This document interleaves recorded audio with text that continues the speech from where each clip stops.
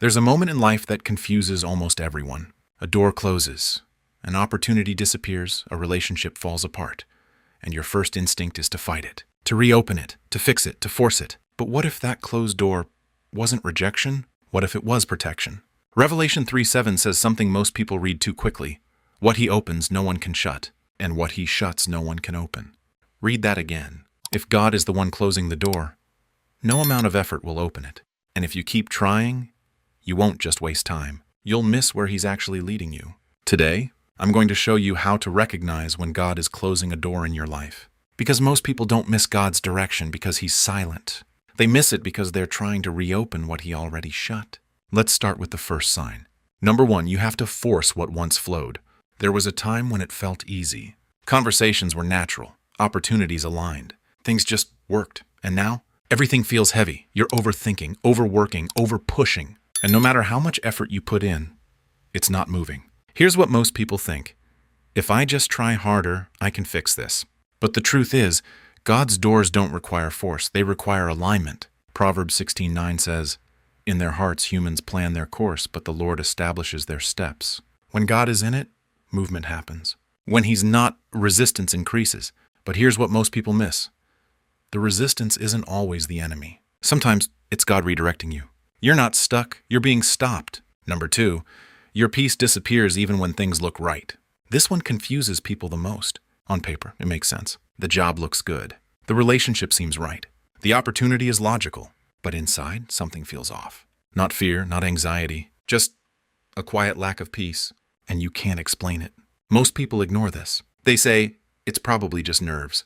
I'm overthinking. I'll feel better later. But Scripture gives a different standard. Colossians 3:15 says, "Let the peace of Christ rule in your hearts." That word rule means to govern, to decide. Peace isn't just comfort, it's a signal. When God is opening a door, even if it's difficult, there is still a sense of alignment. But when he is closing one, peace leaves before the door fully shuts. And here's the dangerous part. If you ignore that loss of peace long enough, you will normalize discomfort that was meant to warn you. Number 3, repeated delays with no clear reason. Now understand this carefully. Not every delay means no. Sometimes delay is preparation, but sometimes delay is divine resistance. You try to move forward, something blocks it. You try again, another obstacle. You adjust, still nothing. And it keeps happening over and over. At some point you have to ask, is this perseverance or is this misalignment? Ecclesiastes 3:1 says there is a time for everything, including endings. But here's what most people do. They interpret every delay as a test of persistence.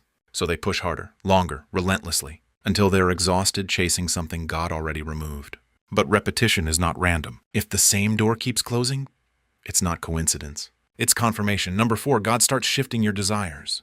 This one is subtle. Because it doesn't happen outside, it happens inside. Things you once wanted deeply start to lose their pull. Not dramatically, not suddenly, just gradually. You still try to want it. You still think about it. But something feels different. The excitement is gone. The attachment weakens. The urgency fades. And you don't understand why. Here's why. Psalm 37:4 says, "Delight yourself in the Lord, and he will give you the desires of your heart." Most people think this means God gives you what you want. But the deeper truth is this. He changes what you want. When God is closing a door, he doesn't just block the path. He rewires your desire for it. But here's what most people miss. They try to hold on to a desire God is removing. And that creates internal conflict. Part of you is ready to let go. Another part is still trying to hold on. That tension, that's not confusion, that's transition. Number 5, new doors begin to appear that don't match your old plan. Here's where it gets uncomfortable. Because when God closes a door, he rarely replaces it with something familiar. Instead, something unexpected shows up. A different opportunity, a new direction, a path you didn't plan. And your first reaction is usually resistance. This isn't what I wanted. This doesn't make sense. This isn't my plan. Exactly. Isaiah 55:8 says, "My thoughts are not your thoughts, neither are your ways my ways." God doesn't redirect you into your comfort zone.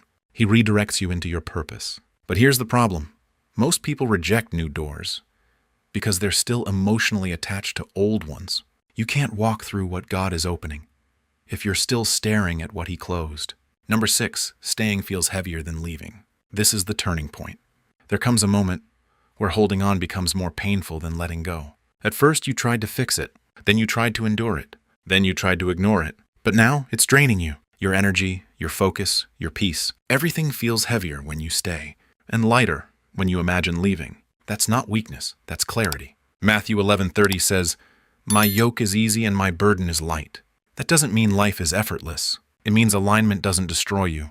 When something is from God, it may challenge you, but it won't consistently drain your spirit.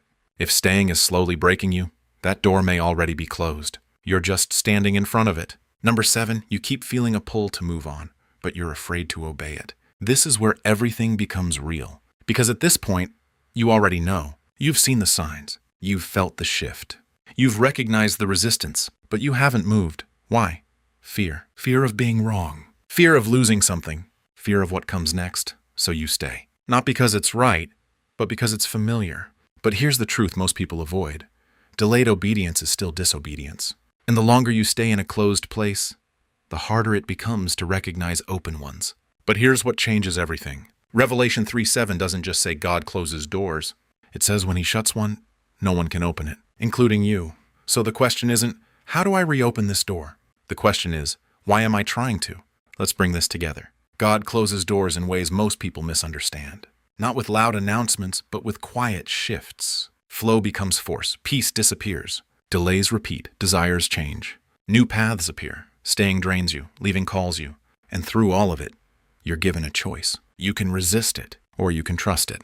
Because here's the final truth. God doesn't close doors to punish you.